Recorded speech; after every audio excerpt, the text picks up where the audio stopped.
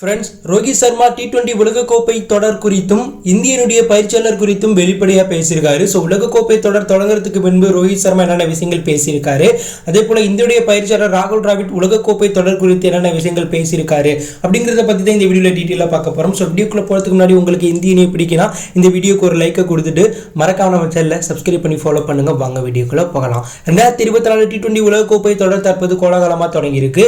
இந்திய அணி இன்னைக்கு அயர்லாந்து கூட முதல் உலகக்கோப்பை மேட்சை விளையாட போறாங்க.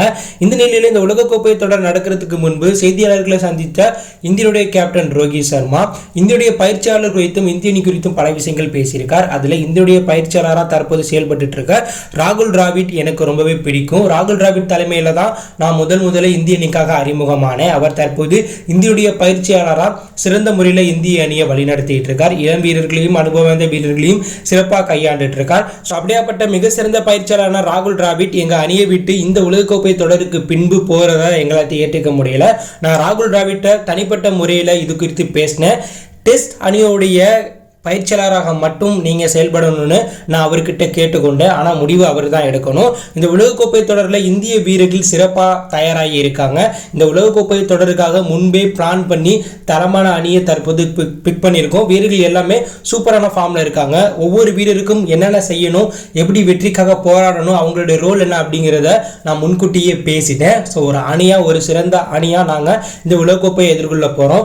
கண்டிப்பாக இந்த உலகக்கோப்பை தொடரில் எங்களுடைய பெஸ்ட்டை கொடுத்து கோப்பையை இந்திய அணிக்காக கைப்பற்ற போராடுவோம் அப்படிங்கிற மாதிரி உலகக்கோப்பை தொடருக்கு முன்பு ரோஹித் சர்மா உலகக்கோப்பை குறித்து பேசியிருக்காரு. அதே போல உலகக்கோப்பை தொடருக்கு முன்பு ராகுல் டிராவிட்டும் இந்திய அணி குறித்தும் அவருடைய பயிற்சியாளர் பொறுப்பு குறித்தும் பேசியிருந்தாரு. அதில் ராகுல் டிராவிட் என்ன சொல்லியிருந்தாருன்னா, நான் இந்த உலகக்கோப்பைக்கு பிறகு இந்தியுடைய பயிற்சியாளராக செயல்பட மாட்டேன். இதுதான் என்னுடைய இறுதி தொடர். ஸோ இதற்கப்புறம் நான் பயிற்சியாளராக செயல்பட மாட்டேன். இந்திய அணியை பொறுத்தவரை தரமான அணியை கொண்டு நல்ல ஃபார்மில் இந்திய வீரர்கள் இருக்காங்க. இந்தியனுடைய தொடக்க ஆட்டக்காரராக தற்போது எங்கள் ஸ்குவாடில் எஸ்எஸ்சி ஜெய்ஸ்வால், ரோஹித் சர்மா இருக்காங்க. அதே போல் விராட் கோலியும் IPL தொடக்க ஆட்டக்காரராக சூப்பராக விளையாண்டுருக்கார். இதனால் ரோஹித் சர்மா, விராட் கோலியும் எங்களுக்கு தொடக்க ஆட்டக்காரர் ஆப்ஷனில் இருக்காங்க.